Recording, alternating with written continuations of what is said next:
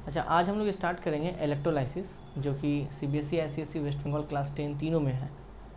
और इलेक्ट्रोलाइसिस एक important chapter भी है, क्योंकि इलेक्ट्रोलाइसिस प्रोसेस जो है बहुत से जगहों पर जो है अप्लाई करके ही बहुत सा काम किया जाता है। जैसे कि एक इलेक्ट्रोप्लेटिंग प्रोसेस हो गया, मेटल्स को अलग करने का प्रोसेस हो गया, ये सारा चीज़ इलेक्ट्रोलाइसिस के द्वारा ही होता है। अगर हम सबसे पहले बात करें इलेक्ट्रोलाइसिस का कि what is the meaning of electrolysis, तो यहाँ इलेक्ट्रो का मतलब होता है इलेक्ट्रॉन और लाइसिस का मतलब होता है सेपरेटिंग। मतलब इलेक्ट्रॉन का इनडायरेक्टली मीनिंग है इलेक्ट्रिसिटी। मतलब कि जब किसी केमिकल कंपाउंड में इलेक्ट्रिसिटी सप्लाई करते हैं तो इलेक्ट्रिसिटी के इफ़ेक्ट के कारण जब वो केमिकल कंपाउंड अलग अलग हो जाती है, सेपरेट हो जाती है, उस प्रोसेस को हम लोग बोलते हैं इलेक्ट्रोलाइसिस। जैसे कि यहाँ पर अगर हम बात करें इलेक्ट्रोलाइसिस, ठीक है, ये हो गया इलेक्ट्रोलाइसिस। तो इलेक्ट्रो का जो मतलब होता है, इसका मतलब होता है electron. The meaning of electrolysis, electro का अगर मीनिंग का बात करें तो ये हो गया इलेक्ट्रॉन।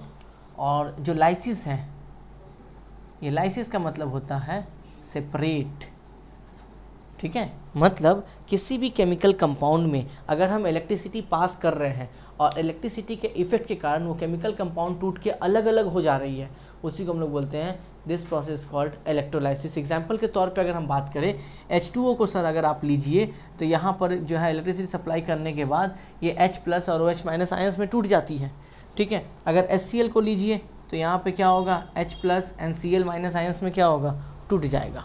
तो ये टूटने का जो प्रोसेस है, this process is called electrolysis. इसीलिए इसका मीनिंग जो है, इलेक्ट्रो का मतलब है electron, that is the electricity से दिखाया गया, और लाइसिस का मतलब है सेपरेट। तो किसी भी केमिकल कंपाउंड को सेपरेट करने का जो प्रोसेस होता है वो इलेक्ट्रोलाइसिस मेरा कहलाता है। इलेक्ट्रोलाइसिस के बाद दो टर्म आता है, एक आता है कंडक्टर और एक होता है नॉन कंडक्टर। कंडक्टर उसको बोलते हैं जिसमें इलेक्ट्रिसिटी आसानी से फ्लो कर सकती है, उसको हम लोग बोलते हैं कंडक्टर। और नॉन कंडक्टर उसको बोलते हैं जिसमें इलेक्ट्रिसिटी आसानी से फ्लो नहीं कर पाती है, उसको हम लोग बोलते हैं नॉन कंडक्टर। जितना भी मेटल होता है वो कंडक्टर का काम करती है, और ऑलमोस्ट जितना भी नॉन मेटल्स होता है वो सब का सब नॉन कंडक्टर का काम करती है। तो अगर कंडक्टर का डेफिनेशन हमसे पूछे तो हम लोग लिख सकते हैं कि दो substance which allow the electric current easily is called conductor. अब वो सारा सब्सटेंस जो इलेक्ट्रिसिटी को अलाउ नहीं करती है वो कहलाती है नॉन कंडक्टर तुम्हारा, ठीक है। तो पहले एक एक करके लिखते भी चले संग संग, ठीक है, अच्छा रहेगा। तो यहाँ पे हम जो है लिखेंगे the meaning of electro is electron और इलेक्ट्रिसिटी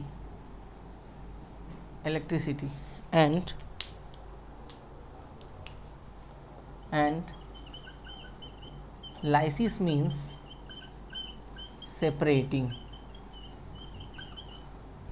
इलेक्ट्रो का मतलब होता है इलेक्ट्रिसिटी एंड लाइसिस का मतलब होता है सेपरेटिंग।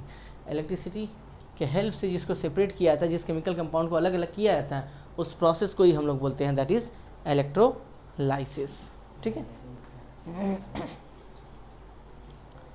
ओके, अब देखो, अब यहाँ पे इलेक्ट्रोलाइसिस में एक टर्म आता है कि इलेक्ट्रोलाइट किसको बोलते हैं या नॉन इलेक्ट्रोलाइट किसको बोलते हैं। इलेक्ट्रोलाइट का मतलब होता है कि वो सारा सॉल्यूशन जो इसमें इलेक्ट्रिसिटी आसानी से पास कर जाए वो कहलाता है इलेक्ट्रोलाइट। अब वो सारा सॉल्यूशन जिसमें इलेक्ट्रिसिटी आसानी से पास ना कर पाए या पास ही ना कर पाए वो कहलाता है तुम्हारा नॉन इलेक्ट्रोलाइट। तो यह एक नया टर्म मतलब कि पता चलता है, इलेक्ट्रोलाइट्स मतलब वो सॉल्यूशन जिसके एक्वस या मोल्टन स्टेट में इलेक्ट्रिसिटी आराम से पास कर जाए वो कहलाता है तुम्हारा दैट इज़ द इलेक्ट्रोलाइट। और वो सारा सॉल्यूशन जिसमें इलेक्ट्रिसिटी चाहे एक्वस हो चाहे मॉल्टन स्टेट में भी पास ना कर पाए वो कहलाता है नॉन इलेक्ट्रोलाइट। और नॉन इलेक्ट्रोलाइट में एग्जांपल आता है तुम्हारा शुगर सॉल्यूशन का। और इलेक्ट्रोलाइट में जो तुम्हारा एग्जांपल आता है जैसे एसिड हो गया, HCl एसिड हो गया, बहुत सारा एग्जांपल है जो इलेक्ट्रोलाइट में आता है। अब इस इलेक्ट्रोलाइट को दो भाग में डिवाइड किया गया है, एक होता है स्ट्रॉन्ग इलेक्ट्रोलाइट और एक होता है वीक इलेक्ट्रोलाइट। स्ट्रॉन्ग इलेक्ट्रोलाइट उसको बोलते हैं जो कि स्ट्रॉन्ग कंपाउंड से मिलकर बनी होती है। जैसे कि अगर हम एसिड में बात करें तो HCl, H2SO4, HNO3 ये सब स्ट्रॉन्ग एसिड है, ठीक है। इसी वजह से जो है इससे जो इलेक्ट्रोलाइट बनाई जाती है वो स्ट्रॉन्ग इलेक्ट्रोलाइट के जो है कंसिडर की जाती है। अब ये स्ट्रॉन्ग इलेक्ट्रोलाइट में तो ये एसिडिक पार्ट हो गया। अगर स्ट्रॉन्ग इलेक्ट्रोलाइट में अगर बेसिक को ले तो सोडियम हाइड्रोक्साइड NaOH या कैल्शियम हाइड्रोक्साइड CaOH2 ये हो गया। अगर सॉल्ट में बात करें तो NaCl, ये सब जो है स्ट्रॉन्ग इलेक्ट्रोलाइट का एक एग्जाम्पल है, बिकॉज ये लोग बनता ही जो है वो स्ट्रॉन्ग कंपाउंड से मिलकर बनता है। HCl एसिड हम लोग जानते हैं ये the king of the acid है, मतलब कि किंग सबसे पावरफुल एसिड में ये तीनों एसिड का नाम लिया जाता है, HCl, H2SO4 NHNO3। और अगर हम बात करें इन तीनों में राजा कौन है, तो राजा में अगर H2SO4 को ही लिया जाता है। King of the acid H2SO4 means sulphuric acid को बोला जाता है। तो इस वजह से जो है इनसे जो इलेक्ट्रोलाइट बनाई जाती है वो स्ट्रॉन्ग इलेक्ट्रोलाइट होता है। वीक इलेक्ट्रोलाइट में हम लोग एसिटिक एसिड ले सकते हैं, कार्बोनिक एसिड को ले सकते हैं, ठीक है, पोटेशियम हाइड्रोक्साइड को ले सकते हैं। ये सब जो तुम्हारा होता है वो वीक इलेक्ट्रोलाइट होता है, पहला। दूसरी बात ये होती है कि जो इलेक्ट्रोलाइट स्ट्रॉन्ग होता है उसमें इलेक्ट्रिक बल्ब जो होता है ग्लो बहुत फास्ट करता है, और जो तुम्हारा वीक इलेक्ट्रोलाइट होता है, वीक इलेक्ट्रोलाइट में अगर इलेक्ट्रिक बल्ब को लगा दिया जाए उसमें बल्ब ग्लो बहुत डिमली करता है, मतलब उसका लाइट उतना ज़्यादा नहीं आता है, ठीक है। तीसरी बात ये होती है कि जो स्ट्रॉन्ग इलेक्ट्रोलाइट होता है वो लार्ज अमाउंट में इलेक्ट्रिसिटी को पास करने के लिए देता है, और जो वीक इलेक्ट्रोलाइट होता है वो लार्ज अमाउंट में इलेक्ट्रिसिटी पास करने नहीं देता है। तो ये अगर स्ट्रॉन्ग इलेक्ट्रोलाइट और वीक इलेक्ट्रोलाइट के बीच में अगर तुम्हारा डिफरेंस आया एग्जाम में, तो डिफरेंस में हम यही लिखेंगे कि स्ट्रॉन्ग इलेक्ट्रोलाइट जो है में जो बल्ब ग्लो करता है बहुत फास्ट करता है, बहुत ज़्यादा करता है। वीक इलेक्ट्रोलाइट में बल्ब ग्लो कम करता है। स्ट्रॉन्ग इलेक्ट्रोलाइट जो होता है वो लार्ज अमाउंट में इलेक्ट्रिसिटी पास करने के लिए अलाउ करता है। वीक इलेक्ट्रोलाइट जो होता है वो पुअर कंडक्टर ऑफ इलेक्ट्रिसिटी है, that means large amount of electricity को पास करने नहीं देता है। Strong electrolyte is the best conductor of electricity लिख सकते हैं, और जो वीक इलेक्ट्रोलाइट है वो कोई ना लिखे, weak electrolyte is the bad conductor of electricity, it is wrong. Weak electrolyte is a poor conductor of electricity. अगर वीक इलेक्ट्रोलाइट में हम लिख के आए बैड कंडक्टर ऑफ इलेक्ट्रिसिटी तो वो वीक इलेक्ट्रोलाइट रहेगा ही नहीं, वो तो कन्वर्ट हो जाएगा फिर बैड कंडक्टर ऑफ इलेक्ट्रिसिटी, ठीक है। तब वो वीक इलेक्ट्रोलाइट लाइट नहीं लेके नॉन इलेक्ट्रोलाइट में कन्वर्ट हो जाएगा। तो ये गलती ना करें, आप लोगों को जब भी लिखने दें तो स्ट्रॉन्ग इलेक्ट्रोलाइट में लिखे गुड कंडक्टर ऑफ इलेक्ट्रिसिटी और वीक इलेक्ट्रोलाइट में लिखे पुअर कंडक्टर ऑफ इलेक्ट्रिसिटी, ठीक है। तो ये बेसिक डिफरेंस हम लोग लिख सकते हैं, हम एक एक करके लिखाएंगे, घबराने वाली बात नहीं है, एक एक टर्म्स करके उठाएंगे हम।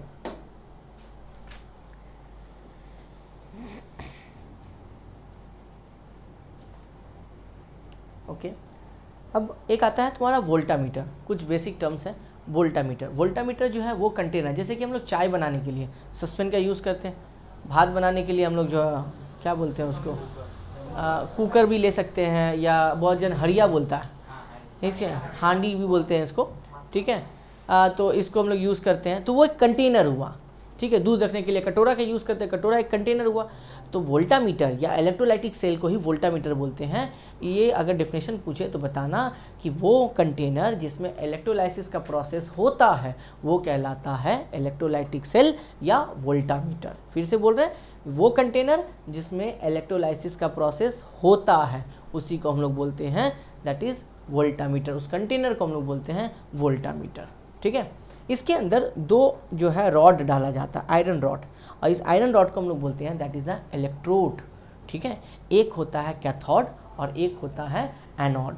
इन दोनों को बैटरी के साथ जोड़ दिया जाता है। हम जो टर्म बोल रहे हैं वो टर्म को हम डायग्राम भी बनाएंगे, पहले सुन ले, ठीक है। उस टर्म को जो होता है, एक रॉड कैथोड होता है और एक रॉड जो होता है एनोड होता है। ये एनोड और कैथोड में जो है दोनों को बैटरी से जोड़ दिया जाता है। अब बात यहाँ पे ये आती है कि बैटरी से ही क्यों जोड़ते हैं, घर का इलेक्ट्रिसिटी तो होता है उसमें क्यों नहीं जोड़ते हैं। रीज़न ये होता है कि हम लोग जहाँ तक जानते हैं इलेक्ट्रिसिटी दो तरह की होती है, एक एसी करंट होता है और एक डीसी करंट होता है। एसी करंट जो होता है वो यूनिडायरेक्शनल नहीं होता है, दैट मीन्स वो at a time multiple direction में फ्लो कर सकती है, जिसके कारण पावर या वोल्टेज सेम नहीं रह पाता है। लेकिन अगर हम बात करें डीसी करंट का, तो डीसी करंट वीक है, वो यूनिडायरेक्शनल होती है, मतलब एक ही डायरेक्शन में फ्लो करती है, जिसके वजह से पावर बहुत ज़्यादा मिलता है। और जो बैटरी होता है वो डीसी करंट कंटेन करती है। इस वजह से हम लोग क्या करते हैं, इलेक्ट्रोलाइसिस के प्रोसेस के दौरान डीसी करंट का यूज़ करते हैं। अगर हम प्रॉपर अमाउंट में करंट ना दें, करंट आना जाना करें, तो हो सकता है इलेक्ट्रोलाइसिस प्रोसेस के दौरान जो है कुछ गड़बड़ भी चांसेस रहती है। या इलेक्ट्रोलाइसिस प्रोसेस के द्वारा इलेक्ट्रोप्लेटिंग की जाती है। इलेक्ट्रोप्लेटिंग का मतलब है किसी भी चीज़ के ऊपर किसी दूसरे चीज़ का लेयर को चढ़ा देना। अगर इलेक्ट्रिसिटी का आना जाना लगा रहेगा तो किसी जगह पर चीज़ ज़्यादा बैठेगा और किसी जगह पे कम बैठेगा। इस वजह से भी हम लोग एसी करंट का यूज़ नहीं करते हैं। एसी करंट का जो फुल फॉर्म होता है उसको हम लोग बोलते हैं अल्टरनेटिंग करंट, और डीसी करंट का जो फुल फॉर्म होता है उसको हम लोग बोलते हैं डायरेक्ट करंट। तो ये बात होती है, इस वजह से हम लोग जो है इलेक्ट्रोलाइसिस प्रोसेस के दौरान बैटरी यानी डीसी करंट का ही यूज़ करते हैं। अब इसमें एक सॉल्यूशन लिया जाता है, that is the electrolytic solution. Electrolytic solution जो हम पहले ही बता दिए कि वो सॉल्यूशन जिसमें कि इलेक्ट्रिसिटी आसानी से पास कर जाए उसी को हम लोग बोलते हैं इलेक्ट्रोलाइट। कुछ होता है स्ट्रॉन्ग, कुछ होता है वीक। तो अलग अलग चीज़ को चढ़ाने के लिए, मतलब इलेक्ट्रोप्लेटिंग प्रोसेस करने के दौरान अलग अलग चीज़ के ऊपर अलग अलग चीज़ का लेयर को चढ़ाने के लिए हम लोग जो है इलेक्ट्रोलाइसिस प्रोसेस में अलग अलग तरह का इलेक्ट्रोलाइट्स को लेते हैं। ठीक है, ख्याल रही ये बात।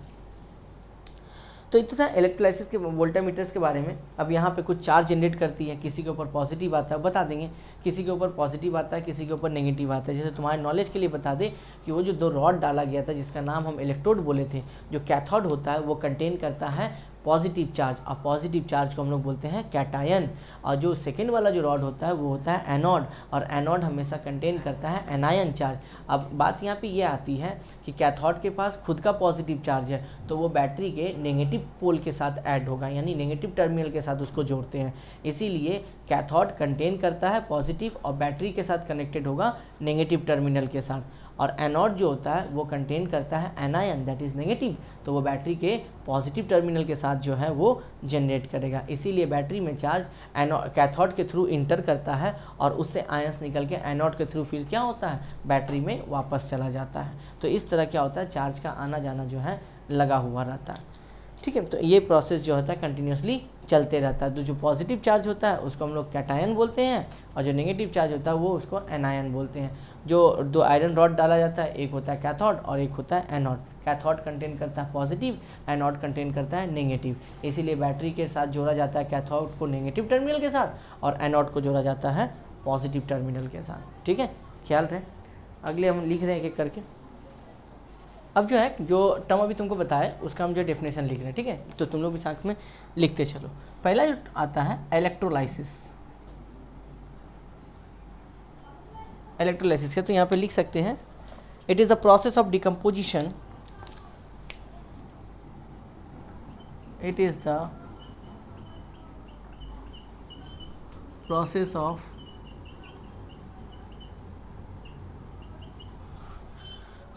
decomposition of a chemical compound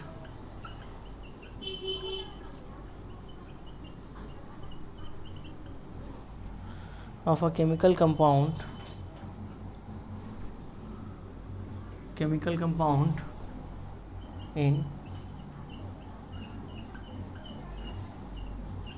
aqueous solution or in molten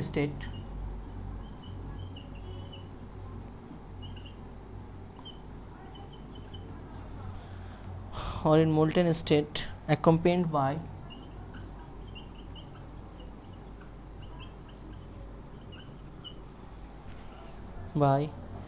a chemical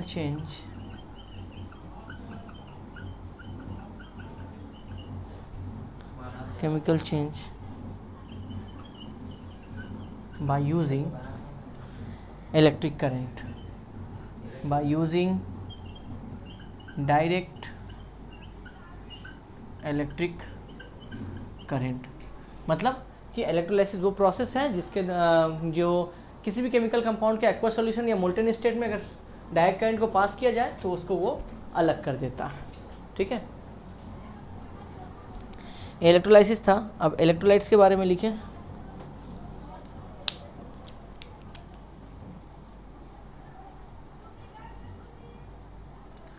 electrolytes ये क्या था,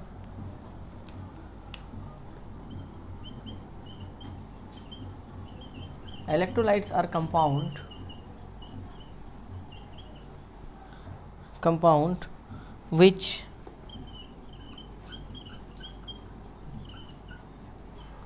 either in aqueous solution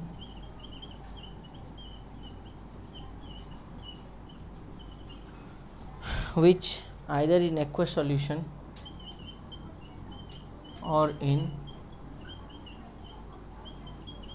molten state, aqueous solution or in molten state allow electric current to pass through them.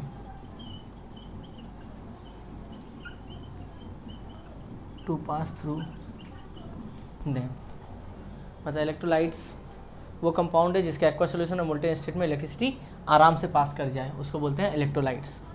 और एक होता है, जैसे इसमें example में लिख सकते हैं तो एसिडिक में आ जाएगा, एसिड में HCl, HNO3, H2SO4। अगर हम बेसिक का बात करें तो बेसिक में तुम्हारा आएगा NaOH, KOH या CaOH होल टू आइस। ये सब का सब जो है इलेक्ट्रोलाइट्स में आते हैं। अगर हम सॉल्ट में बात करें तो NaCl that is sodium chloride, जो नमक हम लोग खाते हैं, ठीक है, CuSO4 और सल्फेट, ठीक है। अब एक आता है नॉन इलेक्ट्रोलाइट।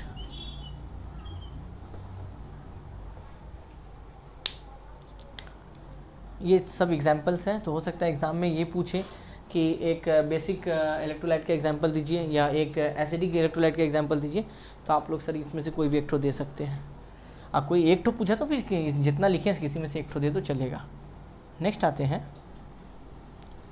Non electrolyte. ठीक, नॉन इलेक्ट्रोलाइट में क्या होगा, इलेक्ट्रोलाइट में जो है इलेक्ट्रिक करंट को पास करने दिया जाता है, नॉन इलेक्ट्रोलाइट में इलेक्ट्रिक करंट को पास करने नहीं दिया जाएगा।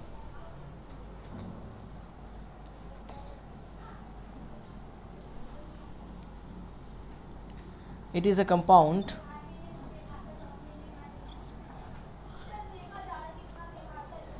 which neither in solution nor in molten state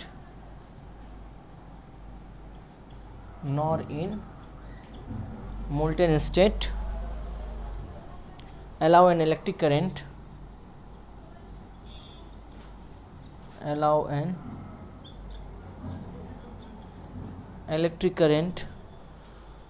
to pass through it।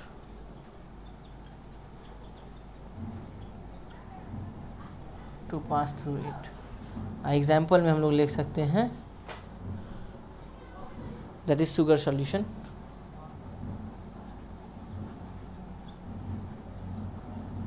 Example में शुगर सॉल्यूशन हम लोग डाल सकते हैं, ठीक है।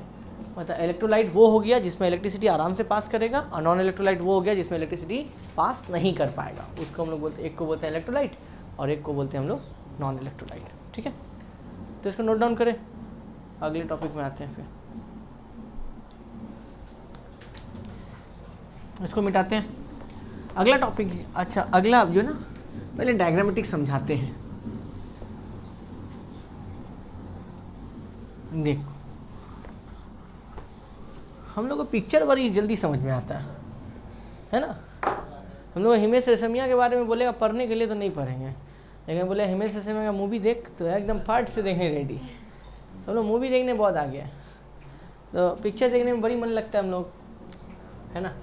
और देखो यहाँ पे ये बना दिए तुम्हारा वोल्टामीटर, कंटेनर है, वोल्टामीटर ले लिए, और इसमें हम डाल दिए इलेक्ट्रोलाइट, ठीक है। ये रिमझिम बरसा पानी, ठीक है, पानी में आग लगा दे, चलो भर लिए इलेक्ट्रोलाइट्स, और इसके बाद इसके अंदर डाले 2 इलेक्ट्रोड्स, एक इधर से और एक इधर से, 2 डाल दिए, ठीक है। अब यहाँ देखो, एक टोटली यहाँ पे जो है एक आता है कॉर्क, इसको लगा के यहाँ पे टाइटली पैक्ड कर दिया जाता है ताकि हवा अंदर बाहर ना जा पाए। ये चलो लाइनिंग दे दी है, इसका हम नाम दे दिए दैट इज कैथोड, इसको बोलते हैं कैथोड, और इसको हम लोग बोलते हैं एनोड। इन दोनों टर्मिनल को, मतलब दोनों को जो है इलेक्ट्रोड को जोड़ दिए बैटरी के साथ, चिक चिक चिक, ये आ गया बैटरी। ये बाबू साहब जो कैथोड है ये अपने पास कंटेन करता है plus plus plus plus plus, और एनोड भैया के पास रहता है माइनस। जिसके पास प्लस होगा वो बैटरी के नेगेटिव टर्मिनल के साथ ऐड होगा, और जिसके पास माइनस होगा वो बैटरी के पॉजिटिव टर्मिनल के साथ ऐड होगा। ध्यान रहे बात, ठीक है। तब नहीं प्लस माइनस रिएक्शन हो पाएगा। अगर प्लस प्लस होगा तो धक्का मार के बाहर निकाल देगा, अट्रैक्ट करेगा ही नहीं मेरा। तो ये जो तुम्हारा है, ये इसको हम लोग बोलते हैं इलेक्ट्रोलाइटिक सेल, इलेक्ट्रोलाइटिक सेल, या इसका नाम वोल्टामीटर भी होता है। ये जो लिक्विड्स लिया गया है, ठीक है, इसको हम लोग बोलते हैं इलेक्ट्रोलाइट, एंड ये जो है दोनों, ये कहलाता है इलेक्ट्रोड। यहाँ जो करंट है सप्लाई, वो डीसी करंट है, डीसी करंट सप्लाई करते हैं, ठीक है। एनोड के पास नेगेटिव चार्ज होता है, तो याद रखने का तरीका ये है कि एनोड दैट इज एनायन, ठीक है, और इसको बैटरी के पॉजिटिव टर्मिनल के साथ जोड़ते हैं, बैटरी के पॉजिटिव टर्मिनल के साथ। कैथोड जो होता है ये कंटेन करता है क्या, कैटायन, और ये बैटरी के नेगेटिव टर्मिनल के साथ जुड़ता है, ठीक है। एनायन का जो मीनिंग होता है, एनायन को बोलते हैं नेगेटिव और कैटायन को बोलते हैं पॉजिटिव। तो यहाँ पे लिख देते हैं हम, दैट इज एनायन मतलब होता है नेगेटिव चार्ज, एंड कैटायन का मतलब होता है पॉजिटिव चार्ज, ठीक है। ध्यान रहे बात, ये पूरी होल सिस्टम्स है जहाँ पर कि इलेक्ट्रोलाइसिस प्रोसेस रख कर की जाती है। अब कैथोड में क्या रखते हैं, एनोड में क्या रखते हो, तो बाद में आते हैं हम लोग कि इलेक्ट्रोलाइसिस प्रोसेस के दौरान कैथोड में क्या होता है, एनोड में क्या होता है। कैथोड में किसी को डिपॉजिट किया जाता है, एनोड में किसको रखा जाता है, किस तरह इलेक्ट्रोप्लेटिंग प्रोसेस होता है, तो वो बाद में हम लोग जो है उसके बारे में डिस्कस करेंगे। फिलहाल हम तुमको डायग्राम इसलिए दिखाना था कि इसके बारे में बताना था कि वोल्टामीटर जो है उसके अंदर इलेक्ट्रोलाइसिस का प्रोसेस जो है किस तरह से क्या सिस्टम्स ली जाती है। ये इंस्ट्रूमेंट है अगर हम बात करें तो, ठीक है, और ये पूरा प्रोसेस में इसी इंस्ट्रूमेंट का यूज़ किया जाता है। लैब में हम लोग इसको जो है करते हैं। तो इस इलेक्ट्रोलाइट में एक जरूरी नहीं कि कुछ फिक्स होता है। जैसे हम एक पानी का एग्जांपल तुमको ले, लैब में जो वाटर बनती है वो प्योर वाटर होती है, उसमें मिनरल्स अवेलेबल होता नहीं है, तो सर आप उसका इलेक्ट्रिसिटी उसमें पास कर नहीं पाइएगा। जब इलेक्ट्रिसिटी पास नहीं होगा तो उस पानी का इलेक्ट्रोलाइसिस भी ना होगा, पानी का इलेक्ट्रोलाइसिस नहीं कर पाएंगे। तब हम इस कंडीशन में जो साइंटिस्ट होती है वो क्या करती है, हेल्प लेती है HCl एसिड का, जिसका नाम होता है हाइड्रोक्लोरिक एसिड। लैब में जो पानी बनता है, वैसे हम तुमको बताते हैं कि क्यों इलेक्ट्रिसिटी सप्लाई नहीं कर पाता है, ठीक है। जैसे मान लो ये मेरा घर का पानी 50 बार फिल्टर होकर निकला हुआ, ठीक है, इसमें रहता है मिनरल्स, और हम लोग बोलते हैं ना पानी कैसा लग रहा है, मीठा पानी है, चीनी मिला हुआ नहीं रहता है। कॉन्सेप्ट क्या है नहीं पता हमको आज तक, मीठा पानी हम लोग बोलते हैं उसको। ये मिनरल्स अवेलेबल रहता है, ठीक है। और हम लोग जानते हैं कि इलेक्ट्रिसिटी को सप्लाई करने के लिए, अच्छा कोई इसको ये ना समझे कि अमीबा है ये, ठीक है, बस पानी बनाया है, ठीक है, अमीबा इसको ना समझे। इलेक्ट्रिसिटी को सप्लाई करने के लिए मीडियम का जरूरत पड़ता है। अगर एक बोर्ड से दूसरे बोर्ड में इलेक्ट्रिसिटी अगर जाएगा तो उसके लिए उसको चाहिए वायर का हेल्प चाहिए। ठीक उसी तरह से यहाँ पे पानी में जब हम लोग इलेक्ट्रिसिटी सप्लाई करते हैं ना, तो जब इलेक्ट्रॉन अंदर की तरफ आता है तो इलेक्ट्रॉन को मूव करने के लिए किसी न किसी हेल्प का जरूरत है। अब वहाँ हेल्प यहाँ पे करता कौन है, मिनरल्स करती है। तो मिनरल्स के हेल्प के कारण ये क्या होता है, पूरे वाटर में क्या होता है, घूम जाती है, इसीलिए पानी को छूने पर हम लोग को झटका मारता है, ठीक है। लेकिन जो लैब में वाटर बनती है, लैब वाटर प्योर वाटर होती है और उसमें किसी तरह का कोई मिनरल्स अवेलेबल नहीं होता है। जाहिर सा बात है कोई मिनरल्स नहीं रहेगा। अब कोई मिनरल्स अगर नहीं रहेगा, इसमें अगर हम इलेक्ट्रिसिटी सप्लाई करेंगे तो इलेक्ट्रिसिटी आएगा तो पक्का, लेकिन अंदर जाने के लिए उसको चाहिए किसी न किसी मीडियम का जरूरत पड़ेगा। अंदर देखेगा कोई है ही नहीं, क्योंकि लैब में जो बना हुआ वाटर होता है उसमें मिनरल एब्सेंट होता है, वो टेस्टलेस होता है, स्मेललेस होता है, किसी तरह का कोई मिनरल्स होता नहीं है, जिसके वजह से इलेक्ट्रॉन आता तो ठीक है लेकिन पानी के अंदर नहीं जा पाता है, क्योंकि वहाँ पर किसी तरह का कोई मिनरल्स अवेलेबल नहीं होता है। और इलेक्ट्रिसिटी के लिए पानी के अंदर मीडियम का काम करती है उसका मिनरल्स, पानी का मिनरल्स, तभी जाके वो अंदर जा पाती है। और जब ऐसे पानी अगर नॉर्मल सा रहेगा तो पानी इलेक्ट्रिसिटी अंदर जा नहीं पाएगी, प्रॉब्लम यहाँ क्रिएट होती है। लेकिन इस पानी का इलेक्ट्रोलाइसिस तो करना पड़ेगा, तब ना पता चलेगा कि पानी टूटने के बाद H+ और OH- आयंस देती है। H+ हाइड्रोजन जो है, OH मतलब हाइड्रोक्सिल आयंस उसको बोलते हैं हम लोग, तो इस कंडीशन में साइंटिस्ट क्या करती है, प्रोसेस यही अपनाती है, इलेक्ट्रोलाइसिस प्रोसेस। बस जो इलेक्ट्रोलाइट्स के रूप में क्या करती है इन लोग, पानी के अंदर मिला देता है HCl एसिड।